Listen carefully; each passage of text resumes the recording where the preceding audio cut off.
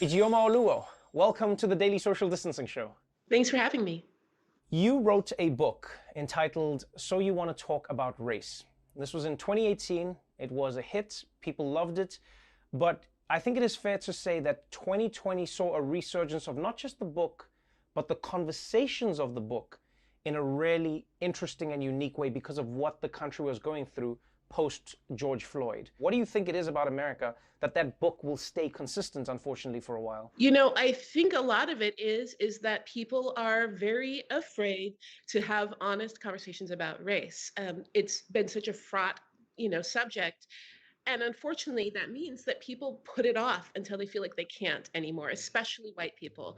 And so what happens then is something happens like the, horrific killings of George Floyd and Breonna Taylor, and people realize, oh, we have to talk about this. And my book is, one that talks about how to make that a little easier and people turn to it. And it's sad because I want people to talk about this so we can move on to action.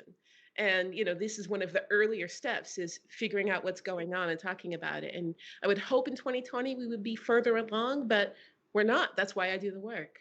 There's also no denying that your writing has, made a lot of people feel uncomfortable. A lot of white people, a lot of white men in particular uncomfortable. And that was before your current book, Mediocre, which is about the dangers of white male mediocrity. Talk me through what that means. Absolutely. So this was a book kind of written out of frustration. If you write on issues of race and gender in America, especially since 2016, you see all these think pieces. Why is Chad so angry? Why is this white man so upset? And what I wanted people to look at was the political structure behind the time that we're in. I wanted people to understand that this rise in hate-filled, racist, violent white male political ideology is by design. And so I wanted people to look at that because we have to change how we act and what we value as a society if we want to solve this problem. So that's really what we're looking at is a history in America of how we have actually made it beneficial, or at least seem beneficial to white men to act like the only definition of success is power over women and people of color, and really what it's cost us over multiple generations. When you look at this conversation, though, obviously there's so much resistance. There are a lot of white men who are like, I have nothing, so how dare you say that I have any of this mediocrity or this power that comes with it? How can you say I don't see any of this power? I live in West Virginia. I have no money. I have barely any food. Where is this white power that you are speaking of?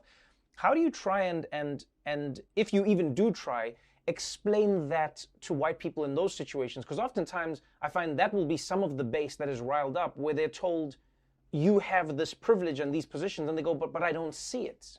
Absolutely. And I think it's important to recognize, first and foremost, privilege is relative, right? So if you're an average everyday white man standing in a room with Oprah Winfrey, chances are in many areas she has more privilege than you. But if she is standing next to a white millionaire or billionaire, chances are she has less privilege. It's situational depending on where you're at. But I think it's really important to recognize that white supremacy in this country is a pyramid scheme. So it's really the idea you play along and you will have more. You will have more than Right. Black people, you will have more than women. Right. Often it doesn't work out that way. And that's part of why we see the anger is that people bought into this system. They're playing along. They've been promised and they voted accordingly. They've spent their money accordingly, that their greatness is coming. And when it doesn't, who do they blame? Often people like me, people like you, because they've been told you're supposed to be better off. And so a lot of that anger that says, I don't have that, I don't have it, ignores the fact that you weren't probably ever going to get it, but you were promised that. And that becomes a political problem and it becomes part of the violence that often some white men end up supporting. There's no denying, as America becomes more and more diverse, the group of white men that we are talking about are going to become more and more resistant because they're going, oh, I'm losing my grip on, as you said, that promise of my place in America. So how do we get to a place where we invite people into the conversation without pandering, but still invites people in and going like, oh no, hey, this is for everybody's benefit. It's not about you losing and me winning. It's about everybody winning as opposed to buying into the pyramid scheme. It's definitely something I talk about a bit in the book, right? The real harm that this actually does to white men, this system, being told that, your payout's coming and it never does, and the sense of failure that often accompanies white men when they've bought into this. But I think it's also really important to recognize that I personally am not writing to create kinder, gentler white men. I'm writing because I am a Black woman being harmed by this system and the way it works. But I do hear from white men who say, you've named a thing I couldn't name. You've named a disappointment, a constant, yearning for more that I couldn't name. Right.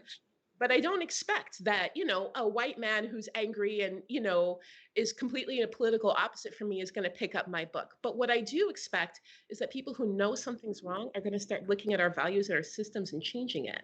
And then the white men who come up in these systems come up differently, right? The way in which the power that this violence has is lessened. And that's really what my goal is. 2020 was one of the hardest years for everybody.